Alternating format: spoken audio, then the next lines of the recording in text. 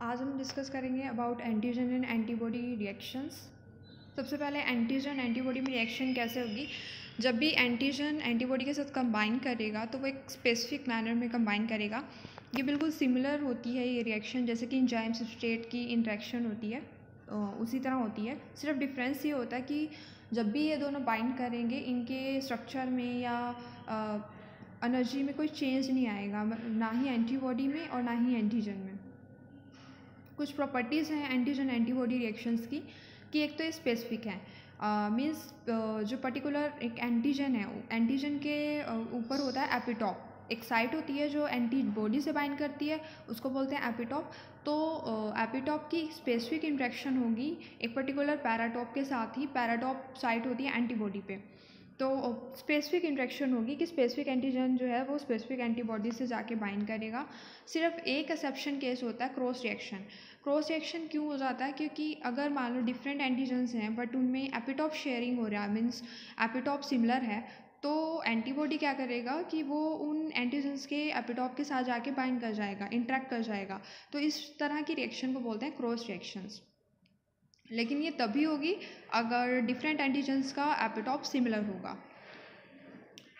Second property है non covalent interactions. जो जब भी यूनियन होगा एंटीजन एंड एंटीबॉडी का तो बहुत सारी नॉन कोवलेंट इंट्रैक्शंस का फॉर्मेशन होगा।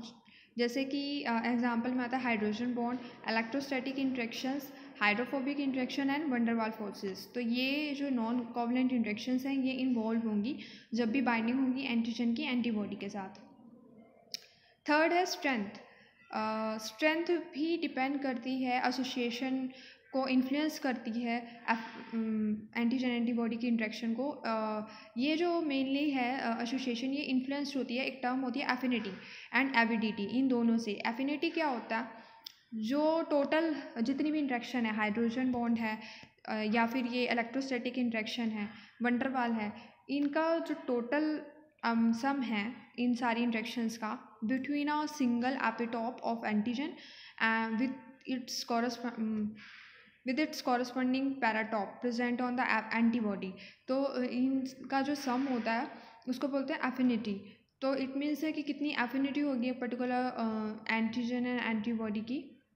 तो ये होता है एफिनिटी, ये इन्फ्लुएंस करेगा इंट्रैक्शन को। सेकेंड होता है एविडिटी।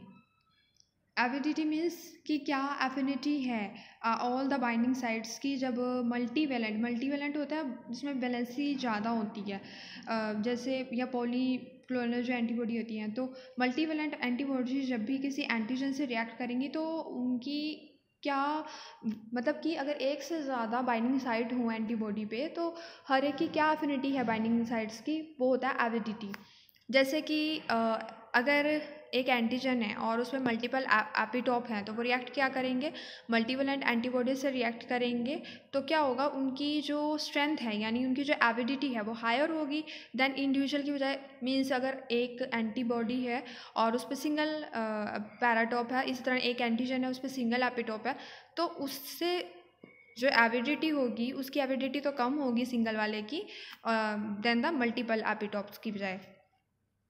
ये एविडिटी जो होती है वो एग्जैक्टली इक्वल नहीं होती है बट लोअर होती है एफिनिटी से, सम of all affinities. And mainly जो डिफरेंस होता है वो सिर्फ ज्योमेट्री की वजह से होता है एंटीजन एंटीबॉडी की बाइंडिंग।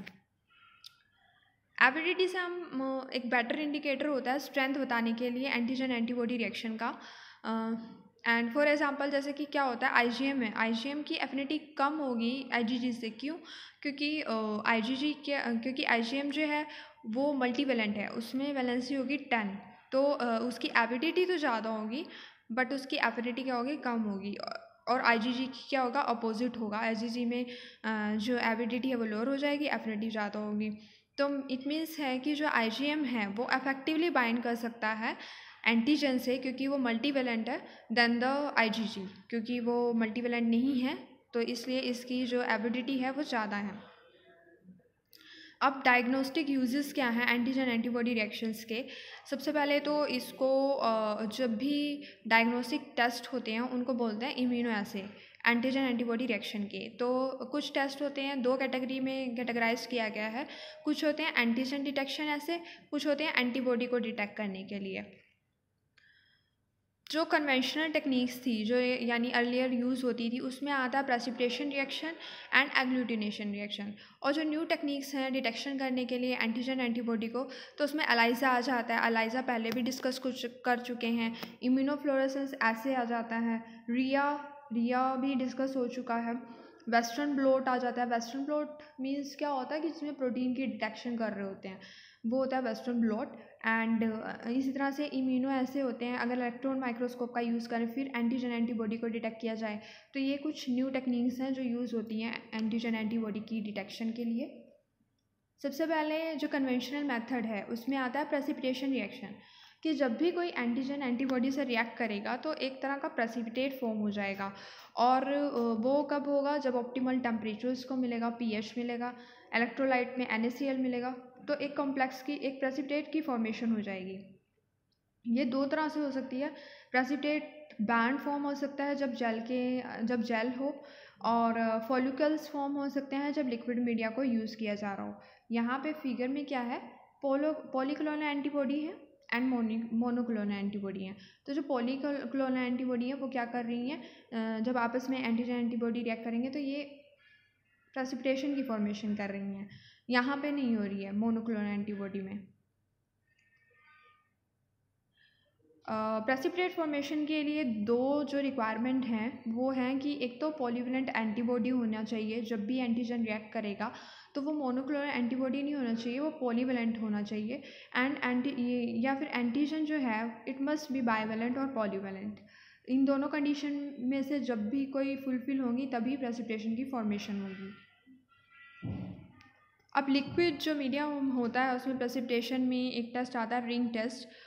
जब नैरो ट्यूब लेंगे तो जो एंटीजन है वो क्या करेगा, एंटीबॉडी के ऊपर एक लेयर की तरह आ जाएगा, तो इसीलिए इसको बोलते हैं रिंग टेस्ट। एक रिंग अपीयर हो जाएगी दो लिक्विड्स के बीच में, और वो रिंग होगी प्रेसिपिटेशन की। नेक्स्ट होता है फॉलिकुलेशन टेस्ट। ये भी लिक्विड मीडियम में होता है। जब भी एक एंटीजन की ड्रॉप को मिक्स किया जाएगा एंटीबॉडी के साथ तो कुछ फॉलिक्यूल्स अपीयर हो जाएंगे। ये मेनली जो ये वाला टेस्ट है इसको यूज़ करते हैं VDRL and diagnosis of syphilis के लिए। एंड पहले एक टेस्ट था कान टेस्ट, इसको भी साइफिलिस की डिटेक्शन के लिए यूज़ करते थे। फिर होता है प्रेसिपिटेशन इन जेल। अगर प्रेसिपिटेशन की फॉर्मेशन हो रही है जेल में, मीन्स एक्वेयस जेल हो सकता है, तो उसको बोलते हैं इम्यूनो डिफ्यूजन। इसमें क्या होता है, बैंड बन जाते हैं, फॉलिकल्स नहीं बनते हैं, बैंड बन जाते हैं, और उन बैंड वो सेपरेट हो जाते हैं जब भी एंटीजन एंटीबॉडी रिएक्ट करते हैं। तो इस पूरी प्रोसेस को बोलते हैं इम्यूनो डिफ्यूजन। इम्यूनो डिफ्यूजन का प्रिंसिपल ये होता है कि जब अगर मान लो दो कई तरह के होते हैं, सिंगल होता है, डबल होता है।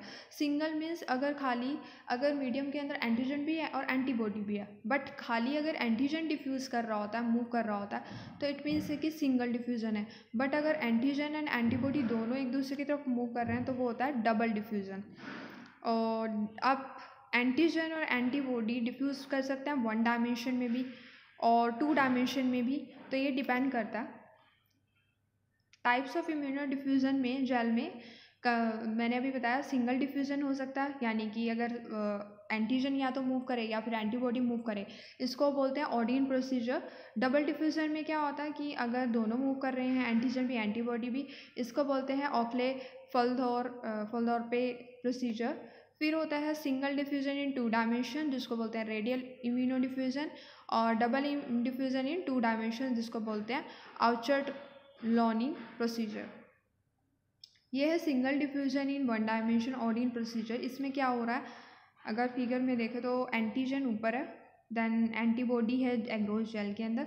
यहाँ पे क्या हुआ, ये प्रेसिपिटेशन रिएक्शन हुई और फिर बैंड यहाँ पे मिल गया। तो ये होता है सिंगल डिफ्यूज़न, यानी या तो एंटीजन मूव करेगा या फिर यहाँ पे देखो एंटीजन मूव किया एंटीबॉडी के अंदर और क्या हो गया, प्रेसिपिटेशन रिएक्शन हो गई। तो एक ही मूव करेगा। डबल इम्यूनो डिफ्यूजन में क्या हो रहा है, यहाँ पे एरो देखो दोनों हैं, एंटीजन भी मूव कर रहा है एंड एंटीबॉडी भी मूव कर रहा है, और यहाँ पे जब दोनों में बाइंडिंग हुई तो प्रेसिपिटेशन बैंड बन गया। मीन्स दोनों जब फ्यूज़ करेंगे तो उसको बोलते हैं डबल इम्यूनो डिफ्यूजन। ये है रेडियल इम्यूनो डिफ्यूजन, यानी कि सिंगल डिफ्यूजन इन 2 डायमेंशन। यहाँ पे एंटीजन जो है ये क्या है, जेल है, ये पूरा जेल है, ये स्लाइड है एक, और एक वेल बना दी है इसके अंदर, जेल के अंदर। तो बाहर जो है ये तो दिखाया हुआ है एंटीबॉडी, जो एग्रोस जेल है ना, यहाँ पे एंटीबॉडी है और इस वेल के अंदर एंटीजन है। तो जैसे ही ये दोनों कंबाइन करेंगे तो यहाँ पे एक रिंग जो बन रही है ये होती है रिंग ऑफ प्रेसिपिटेशन। मीन्स यहाँ पे एंटीजन एंटीबॉडी बाइंड कर गए हैं तो इसलिए एक रिंग की फॉर्मेशन हो गई है और इसको बोलते हैं रेडियल इम्यूनो डिफ्यूजन। फिर होता है डबल इम्यूनो डिफ्यूजन इन 2 डायमेंशन। अब अगार जेल है, ये भी एक तरह की स्लाइड है, इसमें अगार जेल है स्लाइड के ऊपर एंड एंटी सीरम है वेल के अंदर, इसी तरह से एंटीजन भी वेल के अंदर पड़ा हुआ है। तो यहाँ पे क्या होगा कि दोनों मतलब फ्यूज़ कर रहे होंगे, एंटीजन भी मूव कर रहा है, एंटीबॉडी भी, तो एक तरह से क्रॉस रिएक्शन, ये क्रॉस ओवर ऑफ बैंड का फॉर्मेशन हो जाएगा और इसको हम बोलते हैं डबल डिफ्यूज़न इन 2 डायमेंशन। इसके अंदर एग्जाम्पल आता है डबल डिफ्यूज़न के अंदर इन 2 डायमेंशन में एल्स टेस्ट क्या होता है, ये यूज़ किया जाता है for detection of toxin of coryne bacteria diphtheria and आइकन टेस्ट होता है, उसको करते हैं डिटेक्ट करने के लिए टॉक्सिन ऑफ एस्केरिया कोलाई। अब एक होता है कि प्रेसिपिटेशन हो रही है जेल में लेकिन इलेक्ट्रिक करंट की प्रेजेंस में, तो 3 तरह के आ जाते हैं, electro immuno diffusion, counter current immuno electrophoresis and rocket electrophoresis. Electro immuno diffusion में क्या होता है कि स्लाइड है, स्लाइड पे जेल है और उसको इलेक्ट्रिक करंट अप्लाई करेंगे। तो यहाँ पे जो फिगर है इसका मेनली जो यूज़ होता है वो बहुत सारे प्रोटीन को डिटेक्ट करने के लिए यूज़ होता है, उसका कितना अमाउंट है प्रोटीन का एंटीबॉडी के अंदर। तो यहाँ पे जो है कट किया है अगार के अंदर, इलेक्ट्रिक करंट को अप्लाई किया है, एक तरह की स्लाइड है एंड इससे क्या होगा, एंटीजन जो कंपोनेंट्स होंगे वो सेपरेट हो जाएंगे, एंटीबॉडी डिफ्यूज़ करेगा एंटीजन की तरफ पे और ये लाइंस बन गई हैं, प्रेसिपिटेशन लाइन की फॉर्मेशन हो जाएगी जहाँ पे भी एंटीजन एंड एंटीबॉडी मीट करेंगे एक ऑप्टिमम कंसंट्रेशन में। लेकिन ये भी एक तरह का डिफ्यूज़न ही है कि मूव कर रहे हैं एंटीजन एंड एंटीबॉडी यहाँ पे डिफ्यूज़ कर रहा है बट यहाँ पे इलेक्ट्रिक करंट अप्लाई किया जा रहा है तब वो डिफ्यूज़ कर रहा है।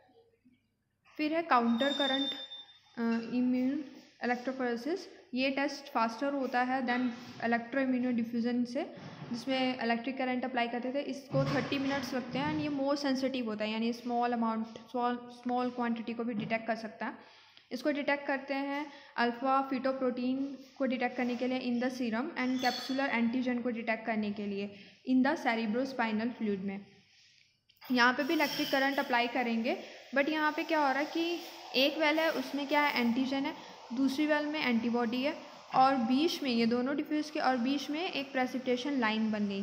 प्रेसिपिटेशन लाइन वहाँ पे बनेगी जहाँ पे ये दोनों मीट कर रहे हैं।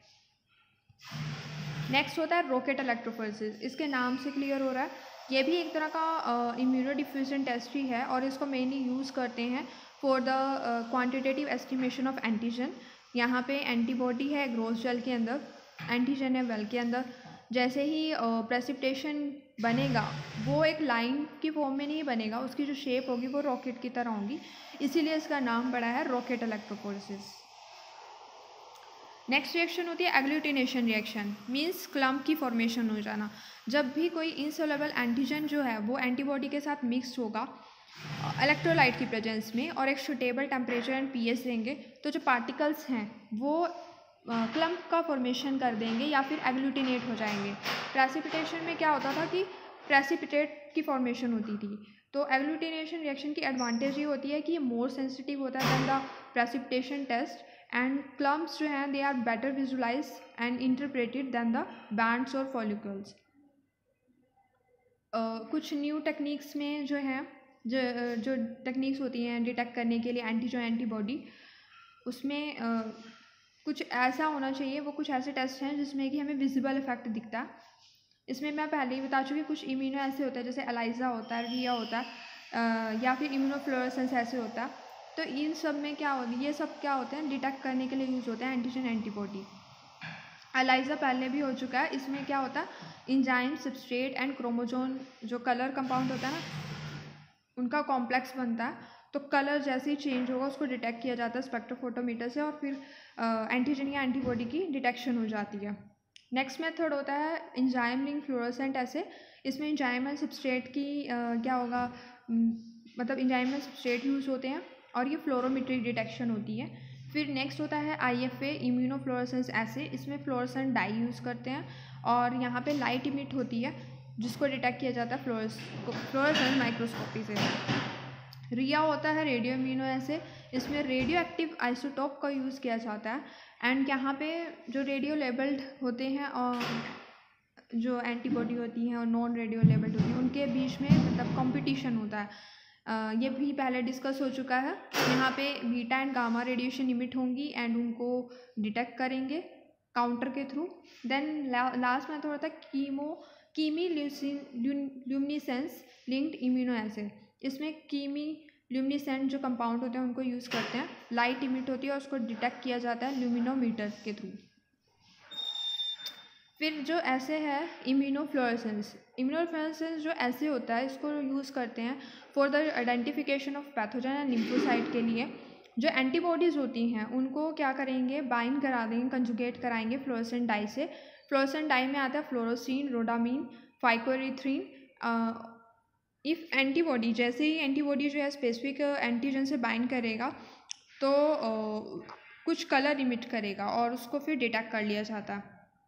यहाँ पे दो तरह के मेथड्स हैं, direct staining and indirect staining. ये जो फिगर है इसमें दिखाया हुआ है डायरेक्ट स्टेनिंग में क्या है, यहाँ पे जो सेल है मेम्ब्रेन एंटीजन के साथ में है ये, और इसमें क्या होगा कि प्राइमरी एंटीबॉडी जैसे ऐड करेंगे वो बाइंड कर जाएगा इस एंटीजन से। तो ये तो हो गया डायरेक्ट मेथड। इनडायरेक्ट में क्या आएगा, सेकेंडरी एंटीबॉडी आ जाएंगी प्राइमरी के साथ। मतलब मीन्स यहाँ पे प्राइमरी डायरेक्ट में क्या होगा, प्राइमरी वालों को फ्लोरेसेंस से लेबल्ड कर देंगे और इनडायरेक्ट में क्या होगा कि यहाँ पे सेकेंडरी वाले लेबल्ड होंगे फ्लोरेसेंस से। तो ये मेन डिफरेंस है इस ऐसे में डायरेक्ट एंड इनडायरेक्ट में। तो ये थी डिफरेंट टाइप की रिएक्शंस एंटीजन एंटीबॉडी के बीच में एंड डिफरेंट टाइप के इम्यूनो ऐसे।